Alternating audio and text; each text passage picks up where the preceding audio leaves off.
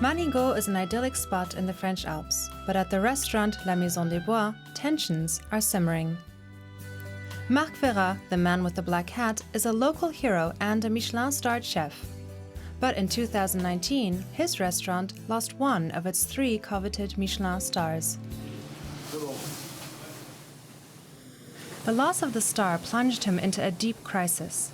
He'd learned the art of cooking from his father and reached the upper echelons of his profession. My father would have cried if he'd known. I was depressed for 8 months, but I'm better now. For Marc Verrat, cooking is about more than just food. It's almost a religion. Making dishes like this one, from eggs laid by his own hens and served with herb sauce piped into every shell, has a very special meaning for him. I've always said that cooking is something spiritual. The ingredients come from the earth and reach for the sky. We respect them. Food is spiritual, a protector of life. And because cooking is almost holy for him, the loss of his star hit Verrat especially hard. The Michelin inspector who visited his restaurant anonymously claimed that Verrat served him a soufflé made from English cheddar cheese. Quelle horreur! Verrat later said the soufflé was made from French cheeses, Reblochon and Beaufort, and that saffron had accounted for its yellow color. Just because the cheese was yellow, they thought it was cheddar. After that, they confused the coquille Saint-Jacques with monkfish liver, which proves they know nothing. They're bad. Verrat wants Michelin to reveal the criteria it uses when rating restaurants for its famous guide, to ensure justice returns to the world of French haute cuisine. But Michelin's lawyer sees things differently. That totally contradicts all of the principles of freedom of opinion, critical freedom, and freedom of expression.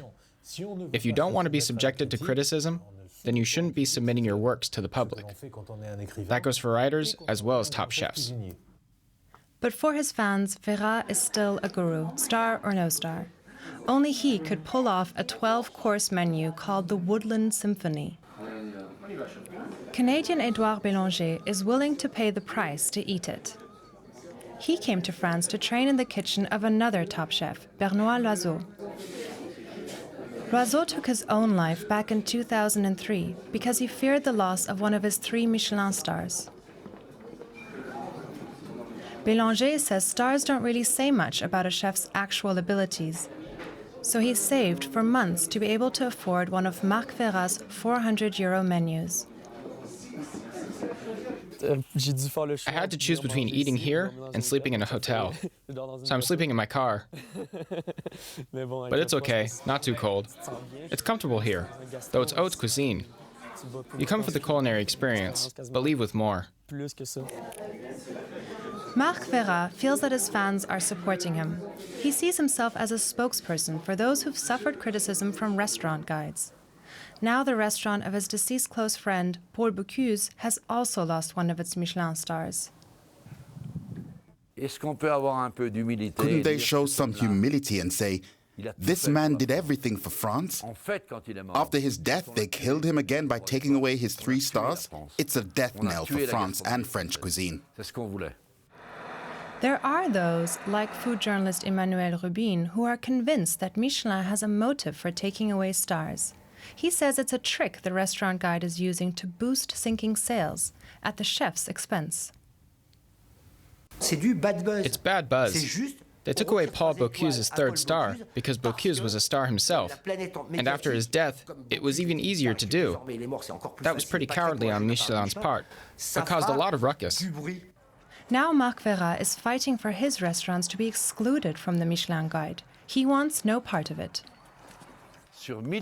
We asked 1,000 people, 1,000 guests, why they came here. They came for Marc Verrat's original cuisine. Not a single one said they came because of the Michelin Guide. No one cares about that anymore. Verrat thinks the Michelin Guide's days are numbered and that France's chefs will be better off without it.